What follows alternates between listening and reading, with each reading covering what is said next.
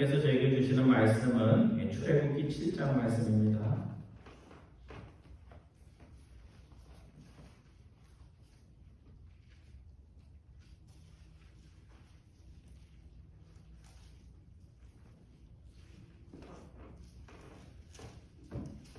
출애굽기 7장 8절부터 마지막 절까지 우리 한 절씩 교독하겠습니다. 출애굽기 7장 8절부터 마지막 절까지입니다. 제가 가진 성경으로 91페이지입니다. 여호와께서 모세와 아론에게 말씀하여 이르시되 바로가 너희에게 이르기를 너희는 이적을 보이라 하거든 너는 아론에게 말하기를 너의 지팡이를 들어서 바로 앞에 던지라 하라. 그것이 뱀이 되리라. 모세와 아론이 바로에게 가서 여호와께서 명령하신 대로 행하여 아론이 바로와 그의 신하 앞에 지팡이를 던지니 뱀이 된지라. 바로도 상인들과 마술사를 부르매 그 애굽 유술사들도 그들의 술로 그와 같이 하되 각 사람이 지팡이를 던짐에 뱀이 되었으나 아론의 지팡이가 그들의 지팡이를 삼키니라. 그러나 바로의 마음이 완악하여 그들의 말을 듣지 아니하며 여호와의 말씀과 같더라.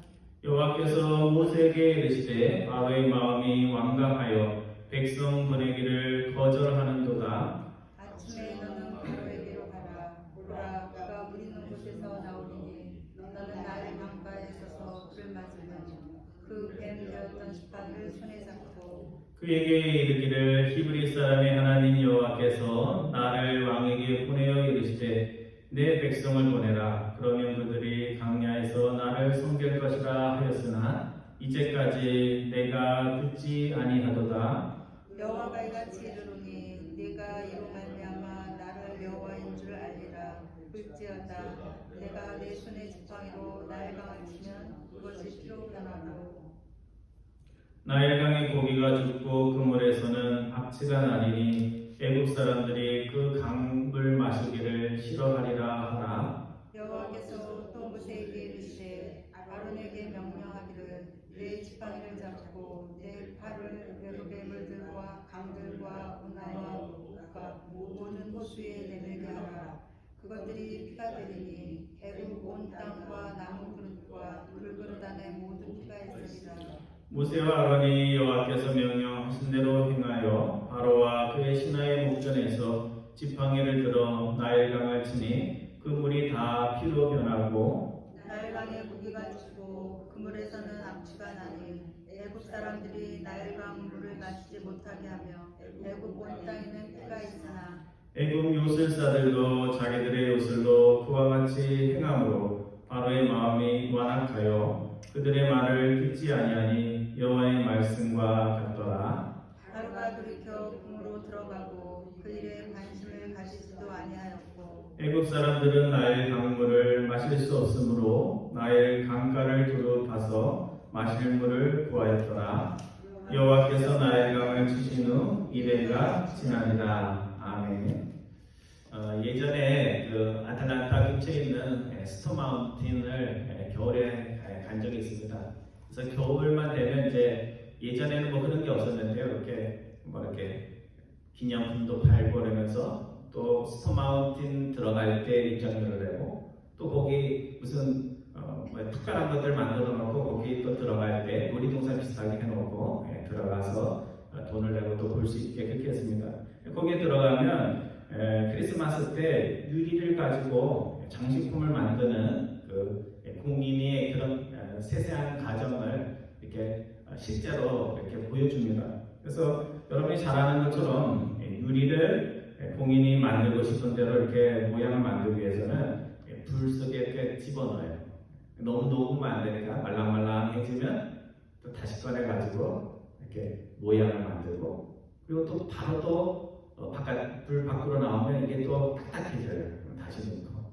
그래서 그런 유리가 깨지지 않을 정도로 다시 불에다 넣었다가 이렇게 만져서 나중에는 멋진 꽃병도 만들고 장식품도 만듭니다. 그래서 저는 하나님이 우리의 인생을 인도하시는 방식도 이와 비슷하지 않을까 하는 생각을 합니다. 우리의 마음이 돌처럼 딱딱해졌을 때 하나님 만지면 어떻게 될까요? 부서지겠죠. 그러니까 하나님이 얘가 지금은 변할 때가 아니고는 기다렸다가 다시 또 불과 같은 그런 어떤 일들을 통해서 우리의 마음을 부드럽게 해주시고 또 뜨겁다고 우리가 막 소리치면 또 하나님이 꺼내셔서 이렇게 만지시면서 하나님의 형상으로 이렇게 만들어주는 것이 아닐까 하는 그런 생각합니다. 오늘 우리가 예수 믿기 전에는 강한 사람이 되고자 하잖아요. 누가 나를 건드려도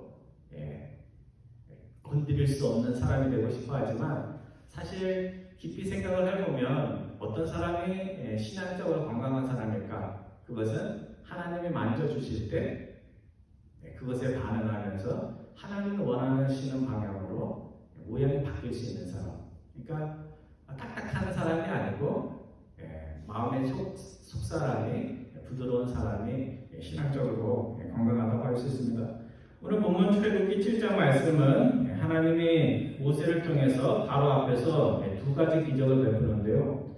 하나는 지팡이를 뱀이 되고 그 다음에 물이 피로 되는 두 가지 기적을 행하는데도 불구하고 이 모세의 마음은 바로의 마음은 돌처럼 딱딱해서 하나도 변화가 되지 않았다는 그런 이야기입니다. 오늘 우리가 본문으로 읽지 않았지만 1절이나 7절에 보면요. 하나님의 모세를 바로에게 보내면서 앞으로 일어날 일들을 자세히 이야기하면서 겁내지 말고 내가 너와 함께 할 것이니까 가라 그렇게 말씀을 합니다. 우리가 읽지 않았는데요. 한번 1절부터 7절까지의 말씀 찾아서 함께 교독하겠습니다. 제가 1절 보고 여러분들 2절 그래서 7절까지 보겠습니다. 여호와께서 모세에게 이르시되 볼지어다 내가 너를 바로에게 신같이 되게 하였은즉 내 형 아론은 내 대언자가 되리니 내가 네게 명령한 바를 너는 내 형 아론에게 말하고 그는 바로에게 말하여 그에게 이스라엘 자손을 그 땅에서 내보내게 할지니라.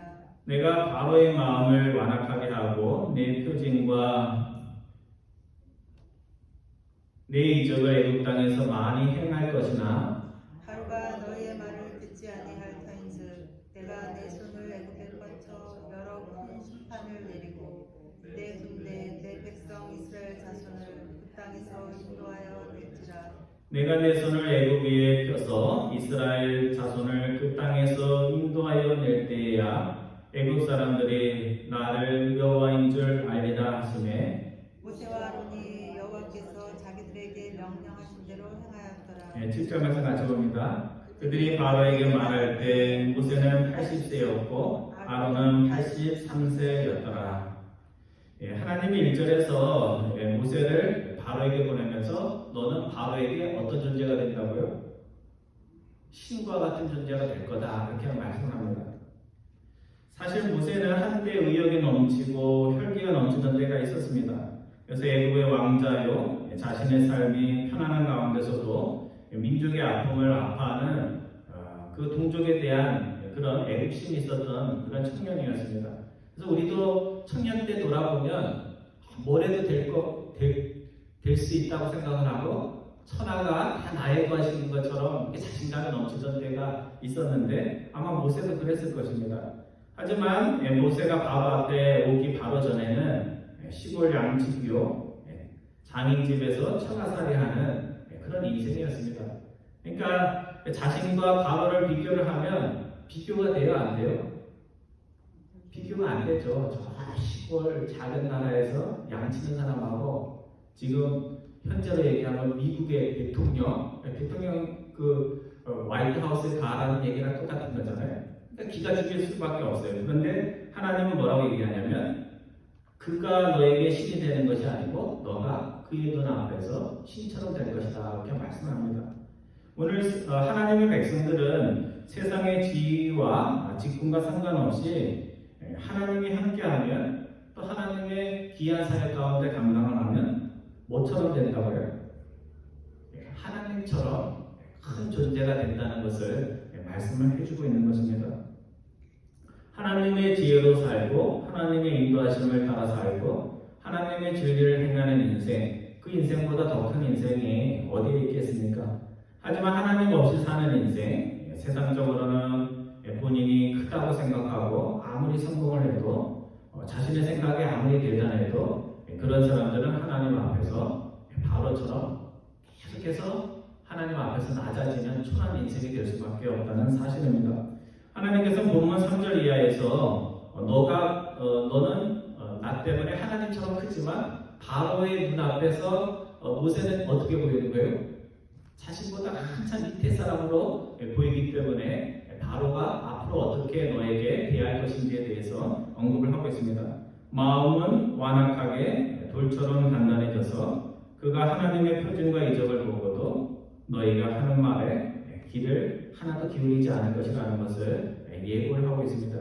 그래서 마음이 손처럼 영적으로 부드러운 이는 하나님이 책망을 해도요, 그 책망이 화가 나는 것만이 아니라 책망 가운데서도 하나님이 나를 사랑하셔서 책망을 해주는구나 하면서 성경의 책망의 얘기가 나오듯 말씀을 통해서 책망을 들어도 저분이 나를 공격한다 이렇게 받는 것이 아니고 하나님이 나를 사랑하셔서 그 일을 하지 말라고 하는 보구나 하고 그렇게 듣습니다.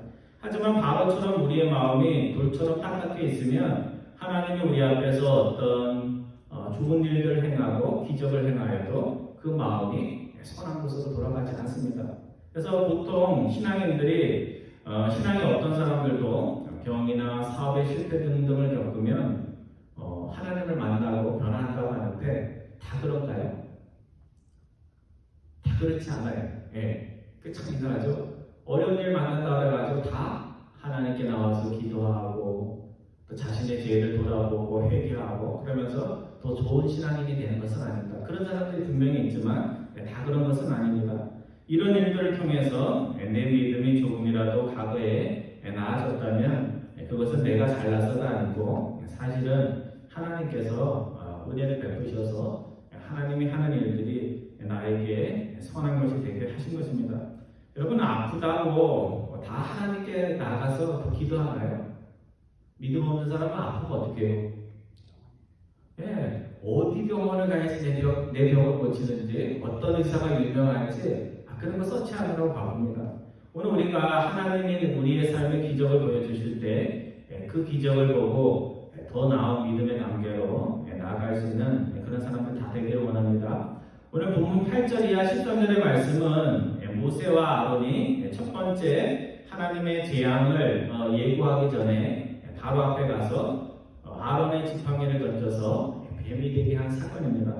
근데 오늘 본문 9절에 보면 모세가 그냥 알아서 기적을 행한 것이 아니라 하나님이 미리 얘기를 해주세요. 바로가 너 기적을 보이라, 나에게 기적을 보여라 그렇게 얘기할 때 기적을 행하라고 그렇게 말씀을 해주십니다. 그래서 하나님의 사람들도 하나님이 그들을 쓰겠다고 할 때 하나님께 기적을 보여달라고 했습니다. 그러니까 기적을 보여달라 이렇게 하는 것이 잘못된 건 아니에요. 왜? 하나님이 나에게 맡기려는 일이 너무나 크기 때문에 하나님 증거를 보여주세요. 기적을 보여주세요. 그렇게 한 겁니다.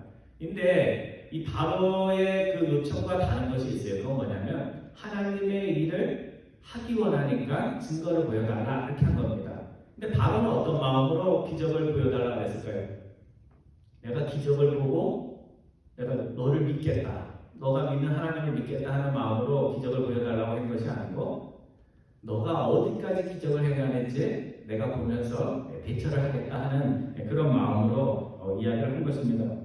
오늘 한국교회의 부흥의 뒤에 보면요, 한국교회 초기에 치유의 능력, 기적을 행하는 목회자가 말씀 전하는 곳에 사람들이 많이 몰렸습니다. 요즘은 아프면 어디 가요?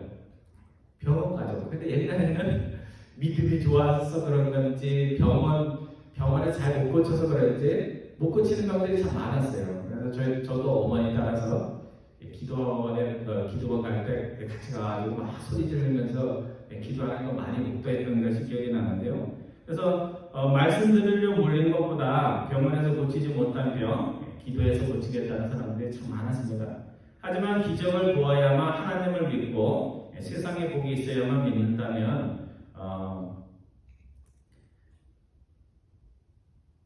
그런 신앙은 휘발유가 떨어지면 차가 멈추듯 기적이 멈추고 세상 복이 끊어지면 신앙생활에도 힘을 잃게 됩니다. 주님이 부활하신 후에 예수님의 제자들은 이제 그때부터는 뭐 주님께서 행하시는 기적을 보기 위해서 제자가 된 것이 아니라 생명의 위협이 있음에도 불구하고 세상을 두려워하지 않고 사람을 두려워하지 않고 예수 그리스도의 증인이 됩니다. 그래서 세상 복을 더 얻기 위해서 예수를 따른 것이 아니라 자신의 죄를 위해서 주님이 당하신 그 십자가의 죽음이 주님께서 이 땅에 오셔서 하신 많은 기적 중에 최고의 기적이라는 것을 알게 되었습니다. 그래서 우리가 복음서를 읽을 때 앞부분에는 뭐가 나와요? 앞부분에는 기분 좋은 이야기들이 많이 나와요. 병 고치는 이야기. 그렇지만 복음서 뒤편으로 가면 기뻐요, 안 기뻐요? 여러분 복음서 필기해보셨잖아요. 뒤로 가면 뒤로 갈수록 분위기가 점점 무거워지고 예수님이 갑자기 힘이 없는 것처럼 계속 고난을 받으십니다. 근데 주님께서 이 땅에 오셔서 행하신 가장 큰 기적 중의 기적은 병 고침의 기적도 아니고 또 맨발로 물을 건너가신 그 사건도 아니고 주님이 하신 가장 큰 기적은 우리의 죄를 위해서 죽으실 필요가 없는 주님께서 돌아가신 그 십자가의 사건이 최고의 기적입니다. 그래서 내가 원하는 일들을 하나님이 해주지 않아도 제자들은 하나님을 섬기는 그 일에 열심을 내었습니다. 오늘 우리도 그런 마음으로 주님을 섬길 수 있기를 바랍니다. 바로가 아론의 지팡이가 뱀이 된 것을 보고 그 후에 무엇을 하냐면요. 본문 10절부터 13절까지 말씀 찾아서 다시 한번 교독하겠습니다. 아론의 지팡이가 뱀이 되자 바로도 대단하다는 것을 믿은 게 아니고 자신 나름대로 이렇게 반응합니다. 제가 10절 보고 여러분들 11절 봐주시기 바랍니다. 모세와 아론이 바로에게 가서 여호와께서 명령하신 대로 행하여 아론이 바로와 그의 신하 앞에서 지팡이를 던지니 뱀이 된지라. 바로도 현인들과 마술사를 들으매 그 애굽 요술사들도 그들의 요술로 그와 같이 행하되 각 사람이 지팡이를 던짐에 뱀이 되었으나 아론의 지팡이가 그들의 지팡이를 삼키니라. 그러나 바울의 마음이 완악하여 그들의 말을 듣지 아니하니 여호와의 말씀과 같더라. 믿음의 사람들은요 세상이 할 수 있는 일이라도 내 주위에서 일어난 모든 일들, 작은 일조차 자연의 법칙에 맞는 일들조차 하나님이 나를 위해서 베푸신 좋은 사건이라고 이렇게 받아들입니다. 근데 믿지 않는 사람들은 어때요? 막 기적을 요구하면서도 막상 하나님의 기적을 보여줘도 어떻게 해요? 세상적으로 다 그런 일 가능해 하면서 믿지 않는 것입니다. 그래서 지금 바보가 어떻게 하고 있냐면요. 자기 나라에서 지혜롭다는 사람들 마술사를 불러다가 모세가 한 일과 똑같은 일을 하게 만듭니다. 바로가 왜 이렇게 했을까? 내가 하는 정도의 일은 우리나라의 지혜로운 자들 마술사도 할 수 있다 이렇게 하면서 모세 하나님을 무시했던 자신의 그런 태도가 잘못된 것이 없다 하는 것을 이야기하고자 한 것입니다. 오늘 본문 12절에 보면 똑같이 기적을 행했는데 아론의 지팡이가 이제 뱀이 되었는데 그것이 애굽 마술사들이 만든 여러 마리의 지팡이죠, 그렇죠? 다들 지팡이를 던졌으니까 그 뱀들을 잡아먹었다, 삼켜버렸다 이렇게 말씀하고 있습니다. 근데 이 말씀의 의미가 무엇일까? 우리는 보통 하나님이 만드신 뱀이니까 그 세상의 바로가 만든 뱀보다 강하겠지 이렇게 생각을 하는데요. 이 삼키다는 단어, 12절에 삼키다는 단어가 히브리 단어로 바라라는 그런 히브리어인데 출애굽기에는 딱 한 번 더 오늘 본문하고 또 다른 곳에서 딱 한 번 더 그러니까 두 번 사용된 단어입니다. 어디에 나오냐면요. 출애굽기 15장 12절에 나옵니다.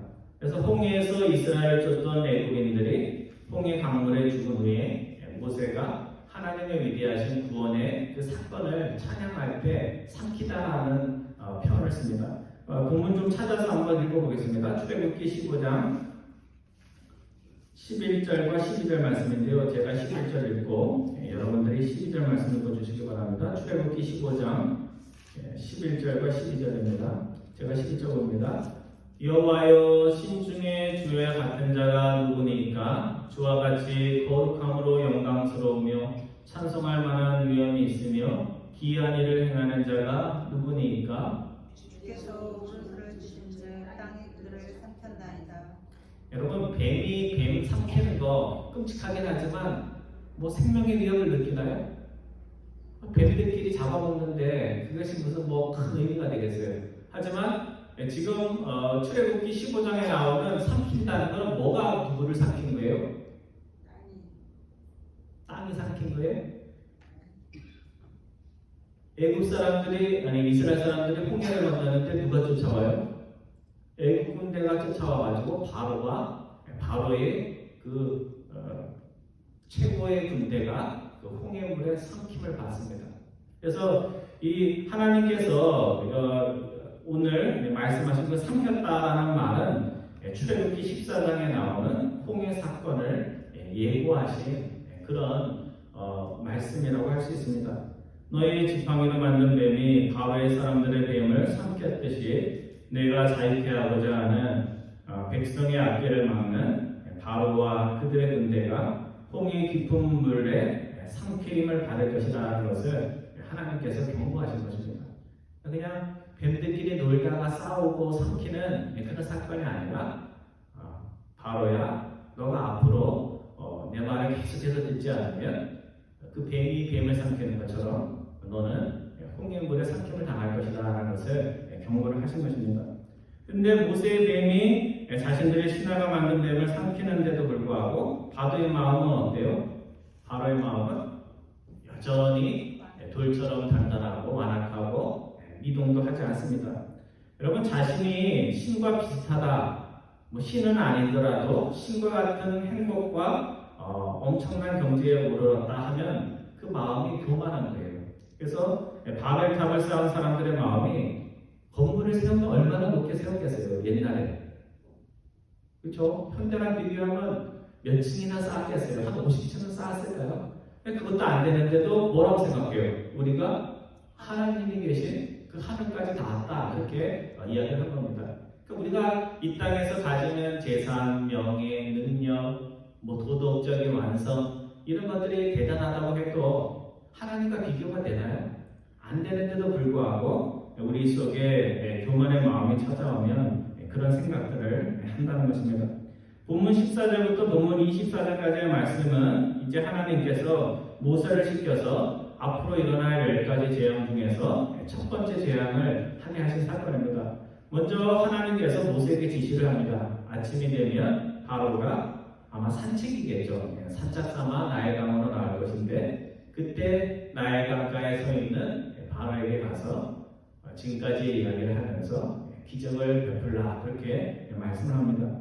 나일 강은 애굽의 풍요가 이 강에서 나왔습니다. 그래서 이 아프리카 지도를 보면요, 이 강이 북쪽에서 남쪽으로 흐르는 게 아니고 남쪽에서 북쪽으로 흘러가지고 북쪽으로 흐르면 어디가 나와요? 아프리카 북쪽이면 지중해죠, 지중해. 지중해로 물이 들어가는 그런 강입니다. 그래서 뭐 논란은 있지만 세계에서 가장 긴 강이라고 그렇게 예전에는 생각을 했던 강입니다. 그래서 부자 농부의 자랑이 자신의 넓은 토지를 보는 것 듯이 바로는 아침에 산책을 하면서 그 나일강을 보면서 야 하나님이 신들이 우리를 축복해서 이렇게 풍요를 누린다 하면서 아주 기분 좋게 아침 산책을 하고 있었을 것입니다. 그래서 이 나일강은 주기적으로 범람해서 그 비록한 흙이 강 주변에 쌓여서 거기에 농사를 지어가지고 애굽에 사는 주민들에게 풍요를 가져오는 그런 강입니다. 그러니까 그들에게는 생명의 강이요, 풍요의 강입니다. 근데 우리가 잠깐 생각을 해보면 출애굽기 2장에 보면 이 바로가 이스라엘 백성들이 하늘의 별처럼 번성하는 것을 보고 어떻게 해요? 이스라엘 남자 아이들을 죽이는데 어디다 넣어서 죽여요? 나일 강에 던져서 죽입니다.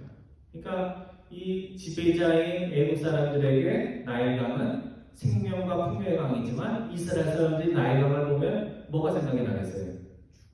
죽음의 강이라고 할 수 있죠. 죽음과 폭정의 강이라 이렇게 할 수 있습니다.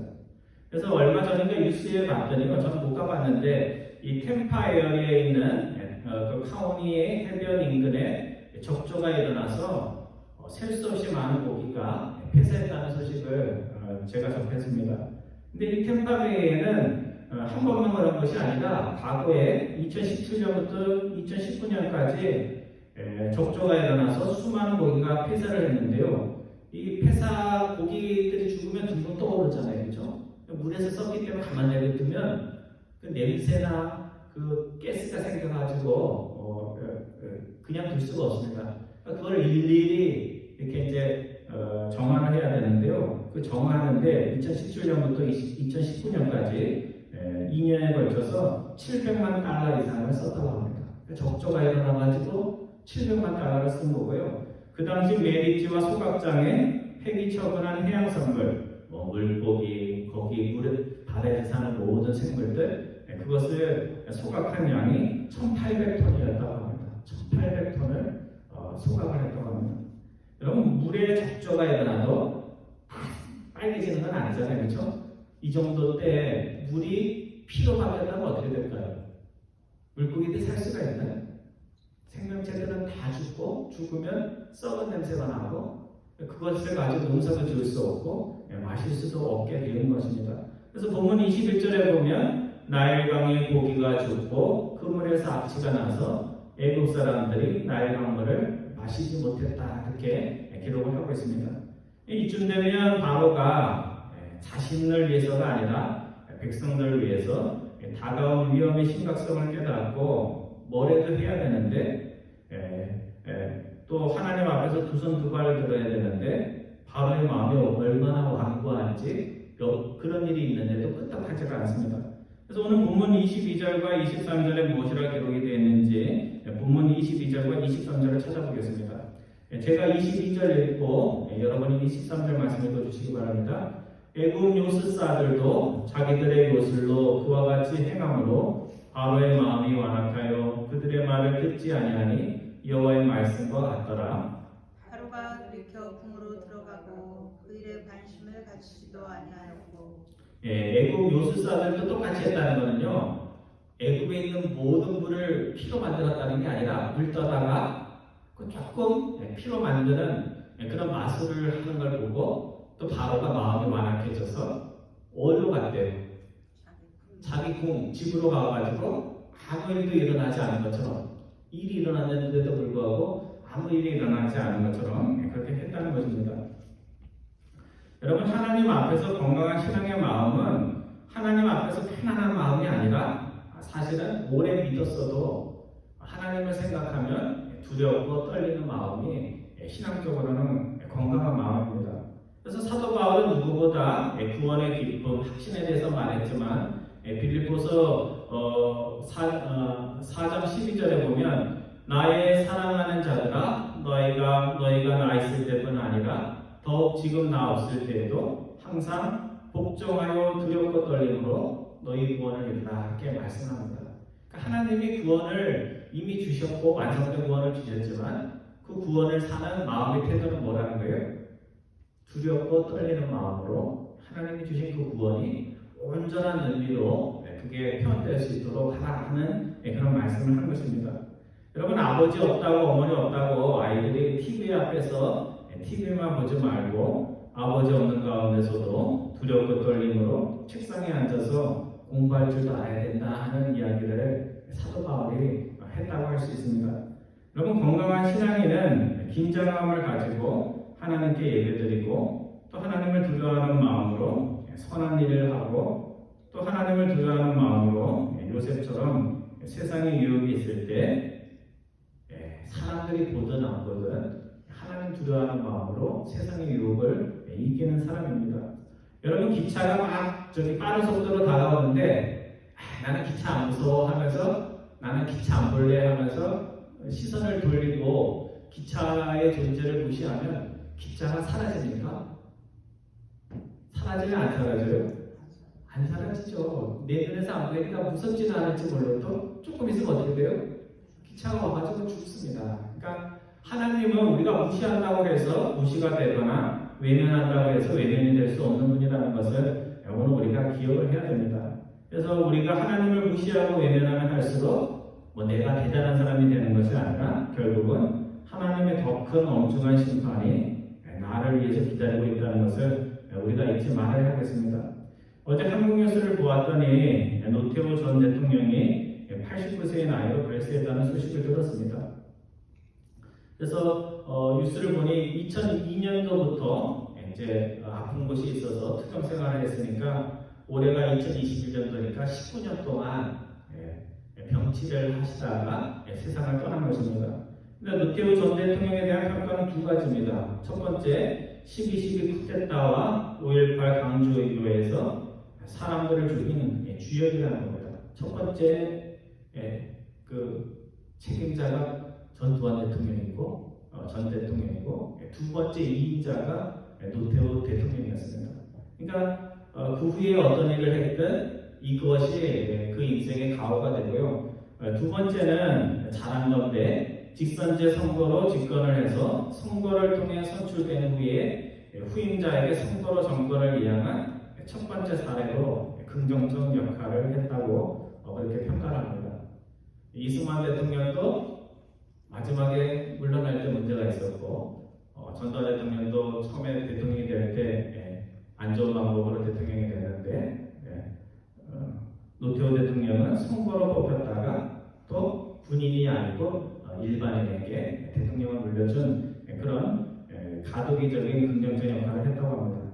그래서 1987년 사실 그때 노태우 대통령이 대통령이 어려웠잖아요. 그렇죠? 징쟁한 사람들이 얼마나 많았어요. 근데 이 삼김이 다 나와가지고 표를 다 갈라, 그것도 참 욕심인 것 같아요. 표를 다 갈라서 결국은 노태우 대통령이 대통령이 됐습니다.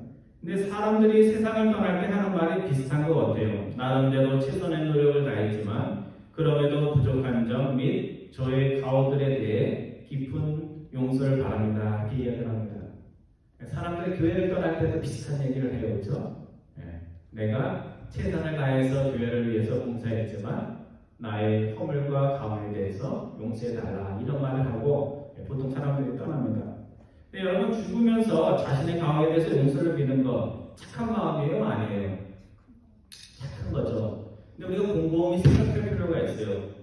용서를 언제 부려야 될까? 죽기 전에 죽을 때 그런 마음 안 드는 사람이 어디 있겠어요? 그렇죠?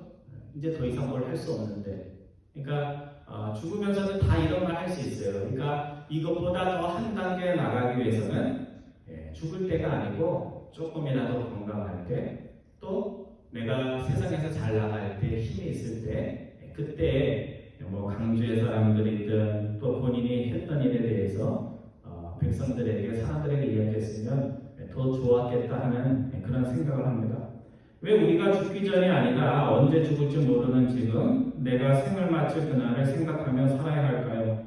죽는 그날 조금이라도 덜 후회되는 인생 하나님 뵈러가는 우리의 발걸음이 조금이라도 덜 무겁기 위해서 우리가 그렇게 해야 됩니다. 성도 여러분, 성경의 위대한 인물들이 가진 한 가지 공통점이 있어요. 그것은 처음보다 나중에 항상 낫다는 겁니다. 처음에는 하나님이 부를 때 많이 부족해요. 인간적으로나 신앙적으로 부족한데 죽을 때 이제 사역을 마칠 때 보면 훨씬 큰 인물이 되어 있습니다. 야곱이 그러했고 모세가 그러했습니다. 그래서 성장기의 아이들의 즐거움, 또 성장기의 아이를 키우는 부모의 즐거움은 몇 년 보지 않고 다시 친척들을 만나면 여러분 콩나물 키워보셨어요? 콩나물 물만 주면요 하루 아침에도 이렇게 키가 커요. 그렇듯이 그 성장기 아이들 몇 달, 몇 해 안 보다가 이렇게 보면 저 애가 할 정도로 그렇게 성장을 해 있습니다. 그러니까 하나님이 보실 때도 오늘 우리의 믿음이 매일매일 자라고 1년, 2년 나이에 상관없이 성장을 하면 하나님이 보시고 정말 기뻐할 것 같아요. 그래서 신앙인들 중에는 더 클 수 있을 것 같은데 성장이 푹 멈추는 사람이 있고 또 어떤 사람들은 저 사람이 클 수 있을까 하는 그런 마음이 있었는데 오히려 막 성장이 일어나는 그런 경우도 있습니다. 그래서 오늘 우리가 바로처럼 마음이 돌처럼 굳지 않고 하나님 앞에 항상 겸손한 마음을 가지면 세상 것 가지고 하나님의 능력 실험하지 않으면 오늘 우리가 모세처럼 정말 계속해서 영적으로 성장하는 사람이 될 수가 있습니다. 오늘 나의 신앙의 길을 현재 멈추게 한 것이 무엇인지 찾아보면서 그것들을 제하여서 하나님이 부르시는 그날까지 그날 가서 미안하다는 말하는 것이 아니라 살았을 때 미안한 일들에 대한 진정성을 가지고 하나님 앞에서 사람들 앞에서 계속해서 신앙적으로 자라는 여러분과 저 되기를 주님의 이름으로 축원드립니다. 기도하겠습니다.